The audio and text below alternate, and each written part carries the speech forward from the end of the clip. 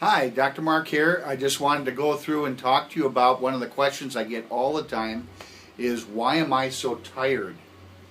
It's one of the number one things that have people go to the doctor, and I see that by the time people are generally 30 to 40 years old, they start to get this, I just don't have the energy to get up and go that I used to have. I feel tired all the time.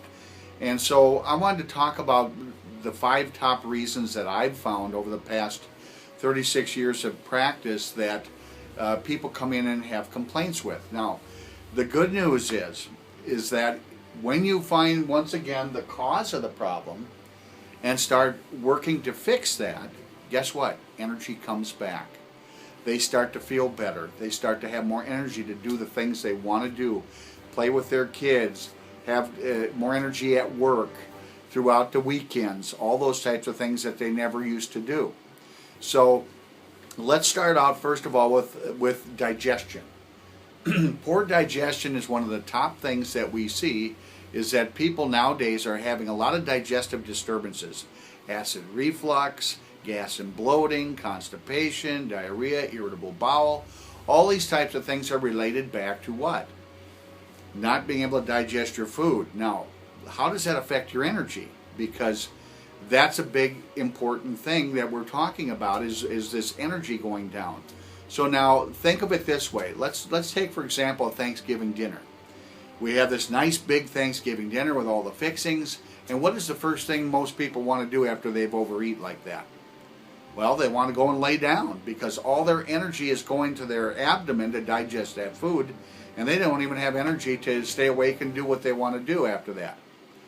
Now, it's been researched and equated that eating a meal like that is equal to running a marathon, which is over 26 miles. That's how much energy it takes to digest that Thanksgiving meal. So it's really important to find out how is your digestive system working, and that's one of the things that we do in the office is we test for that, to find out exactly, do you have a digestive issue? Is that what's causing you to be tired? Second thing is adrenal stress. Now, how many of you know are stressed out? Feel like, oh, I just don't, I'm overloaded, I'm overwhelmed, there's too much on my plate. Well, this is a huge thing in the United States right now. And the adrenals are your stress glands. They sit on top of your kidneys, so they're the size of a walnut. And what happens is they have a tendency to continue to shrink over the years the more stress we have. Physical stress, chemical stress, and emotional stress all do this. So our stress glands, when they get to the point where they either go too fast or too slow, cause us to not have enough energy because they make a thing called adrenaline. And adrenaline, when we have too much, we're going to go too fast, and then we're going to burn out, and then we're going to be too tired and fatigued. So we have a simple test, a couple of different simple tests that we use for adrenals also. Next thing is thyroid. It's been stated that upwards of 80 to 90% of the population has a problem with their thyroid at this point in time, to some level. And there's some simple tests that we can do. There's also blood tests. We combine a number of things together to find out whether or not you're having an issue with the thyroid. And the thyroid is one of the most overlooked and misunderstood areas of the body related to energy. And without the thyroid working, you're going to not feel good, you're not going to have energy, probably going to gain weight, start to lose your hair, you'll have fingernails break off, irregular menstrual cycles, all kinds of crazy things. So that's another subject to talk about, the thyroid. But it does have a big factor with your energy. Next thing here is poor sleep. It's an epidemic now. We're using all these different types of sleep aids, which unfortunately don't really get us into the real restorative type sleep that we need to. So when you go to bed at night, you should go through 5 phases of sleep: alpha, beta, theta, delta, and rapid eye movement. And you should go through that a number of times throughout the night, and that's what's going to heal your body and charge your battery. So think of it like getting on the battery charger for your cell phone. It's charging it up, getting it back towards 100%, so you can use it again the next day.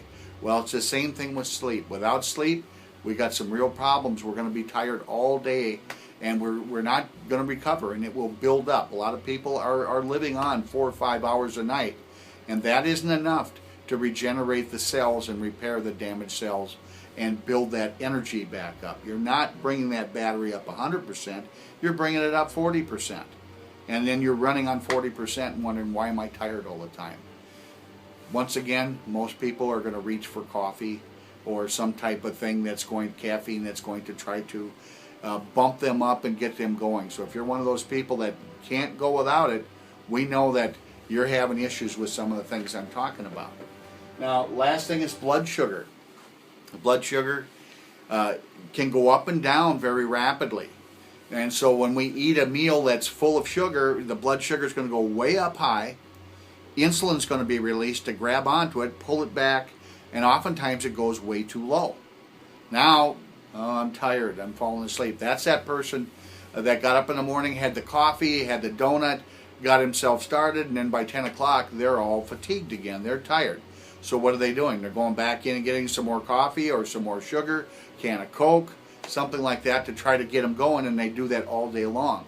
So the blood sugar goes way up, goes way down, up, down, all day long, and finally it burns out that whole system and can lead to type 2 diabetes. So once again, it's damaging the energy centers in our body, those mitochondria I talked about on those other previous videos. So hopefully this will give you a little bit more idea on energy and some of the things that we can do for it. This is just kind of touching the surface, but this will really help you to understand that you can get energy again. You can feel like you want to go out and tackle the world again. You just have to find out what's the cause and start to fix it. All right, I'll be seeing you on the next video. Thank you so much for your time. God bless and have a great day.